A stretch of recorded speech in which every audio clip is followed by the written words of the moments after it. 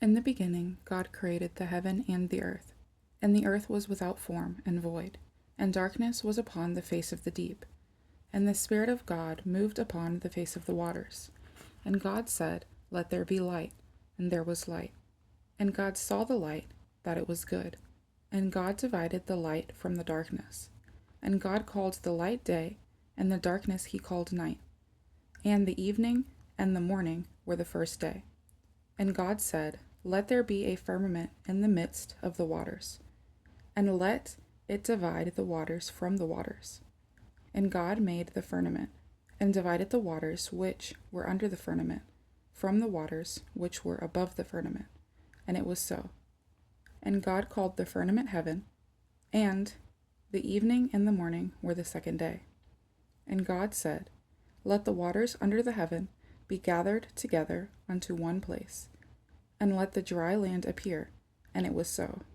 And God called the dry land earth, and the gathering together of the waters called he seas. And God saw that it was good. And God said, "Let the earth bring forth grass, the herb yielding seed, and fruit tree yielding fruit, after his kind, whose seed is in itself upon the earth." And it was so.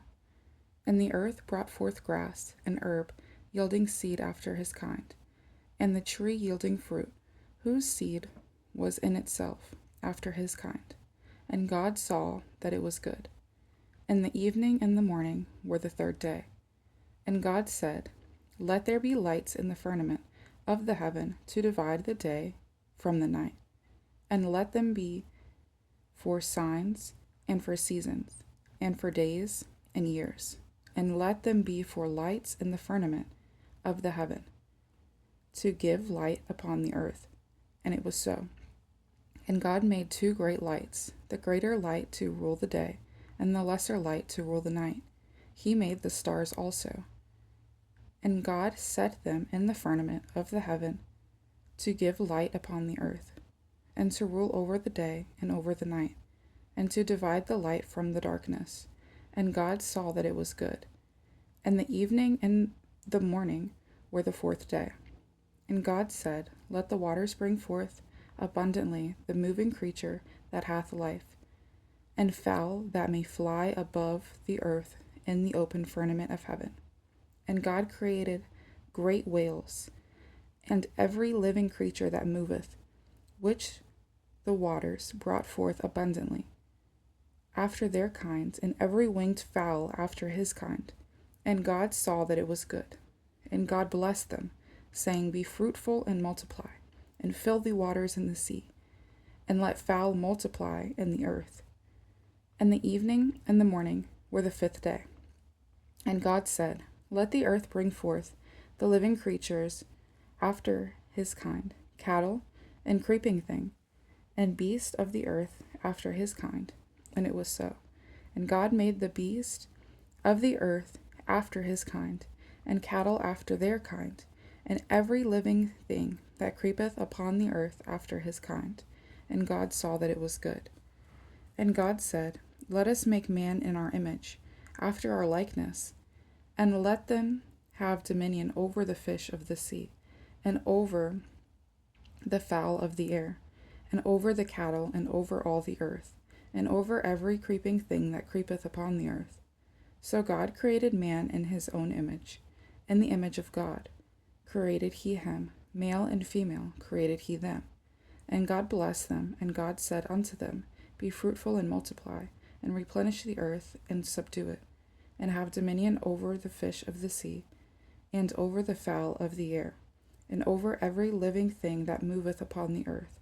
And God said, "Behold, I have given you every herb bearing seed, which is upon the face of all the earth, and every tree, in which is the fruit of a tree yielding seed. To you it shall be for meat, and to every beast of the earth, and every fowl of the air, and to everything that creepeth upon the earth, wherein there is life, I have given every green herb for meat." And it was so. And God saw everything that he had made, and behold, it was very good. And the evening and the morning were the sixth day. Thus the heavens and the earth were finished, and all the host of them. And on the seventh day God ended his work, which he had made, and he rested on the seventh day from all his work which he had made. And God blessed the seventh day and sanctified it, because that in it he had rested from all his work which God created and made. These are the generations of the heavens and the earth, when they were created in the day that the Lord God made the earth and the heavens, and every plant of the field, before it was in the earth, and every herb of the field before it grew. For the Lord God had not caused it to rain upon the earth, and there was not a man to till the ground. But there went up a mist from the earth, and watered the whole face of the ground. And the Lord God formed man out of dust of the ground, and breathed into his nostrils the breath of life. And the man became a living soul. And the Lord God planted a garden eastward in Eden, and there he put the man whom he had formed. And out of the ground made the Lord God to grow every tree that is pleasant to the sight and good for food, the tree of life also in the midst of the garden, and the tree of knowledge of good and evil. And a river went out of Eden to water the garden, and from thence it was parted, and became into four heads. The name of the first is Pison, that is which compasseth the whole land of Havilah, where there is gold. And the gold of that land is good. There is bdellium and onyx stone. And the name of the second river is Gihon. The same is it that compasseth the whole land of Ethiopia. And the name of the third river is Hiddekel, that is which goeth toward the east of Azariah. And the fourth river is Euphrates. And the Lord God took the man and put him into the garden of Eden to dress it and keep it. And the Lord God commanded the man, saying, Of every tree of the garden thou mayest freely eat, but the tree of the knowledge of good and evil thou shalt not eat of it. For in the day that thou eatest thereof thou shalt surely die. And the Lord God said, It is not good that the man should be alone.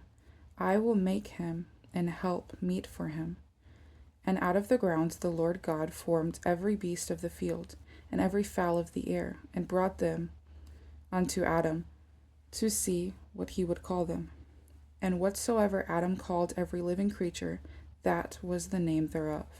And Adam gave names to all the cattle, and to the fowl of the air, and to every beast of the field. But for Adam there was not found an help meet for him. And the Lord God caused a deep sleep to fall upon Adam, and he slept. And he took one of his ribs, and closed up the flesh instead thereof. And the rib which the Lord God had taken from man made a woman, and brought her unto the man. And Adam said, This is now bone of my bones, and flesh of my flesh. She shall be called woman, because she was taken out of man. Therefore shall a man leave his father and his mother, and shall cleave unto his wife, and they shall be one flesh. And they were both naked, the man and his wife, and were not ashamed. Now the serpent was more subtle than any beast of the field which the Lord God had made. And he said unto the woman, Yea, hath God said, Ye shall not eat of every tree of the garden? And the woman said unto the serpent, We may eat of the fruit of the trees of the garden, but of the fruit of the tree which is in the midst of the garden, God hath said, Ye shall not eat of it, neither shall ye touch it, lest ye die. And the serpent said unto the woman, Ye shall not surely die, for God doth know that in the day ye eat thereof, then your eyes shall be open, and ye shall be as gods, knowing good and evil. And when the woman saw that the tree was good for food, and that it was pleasant to the eyes, and a tree to be desired to make one wise. She took of the fruit thereof, and did eat, and gave also unto her husband with her, and he did eat. And the eyes of both of them were opened, and they knew that they were naked. And they sewed fig leaves together, and made themselves aprons. And they heard the voice of the Lord God walking in the garden in the cool of the day. And Adam and his wife hid themselves from the presence of the Lord God amongst the trees of the garden. And the Lord God called unto Adam, and said unto him, Where art thou? And he said, I heard thy voice in the garden, and I was afraid, because I was naked, and I hid myself. And he said, Who told ye that thou wast naked? Hast thou eaten of the tree whereof I commanded thee that thou should not eat? And the man said, The woman whom thou gavest to be with me, she gave me of the tree, and I did eat. And the Lord God said unto the woman, What is this that thou hast done? And the woman said, The serpent beguiled me, and I did eat. And the Lord God said unto the serpent, Because thou hast done this, thou art cursed above all cattle, and above every beast of the field. Upon thy belly shalt thou go, and dust shalt thou eat all the days of thy life. And I will put enmity between thee and the woman, and between thy seed and her seed. It shall bruise thy head, and thou shalt bruise his heel. Unto the woman he said, I will greatly multiply thy sorrow and thy conception. In sorrow thou shalt bring forth children, and thy desire shall be to thy husband, and he shall rule over thee. And unto Adam he said, Because thou hast hearkened unto the voice of thy wife, and hast eaten of the tree of which I commanded thee, saying, Thou shalt not eat of it, cursed is thy ground for thy sake, and sorrow shalt thou eat of it all the days of thy life. Thorns also and thistles shall it bring forth of thee, and thou shalt eat the herb of the field. In the sweat of thy face shalt thou eat bread, till thou return unto the ground.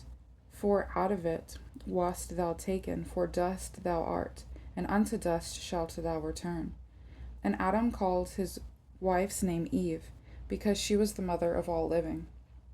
Unto Adam also and to his wife did the Lord God make coats of skins, and clothed them. And the Lord God said, Behold, the man is to become as one of us, to know good and evil. And now lest he put forth his hand, and take also of the tree of life, and eat, and live forever. Therefore the Lord God sent him forth from the Garden of Eden, to till the ground from whence he was taken. So he drove out of the man, and he placed at the east of the Garden of Eden cherubims, and a flaming sword which turned every way, to keep the way of the tree of life.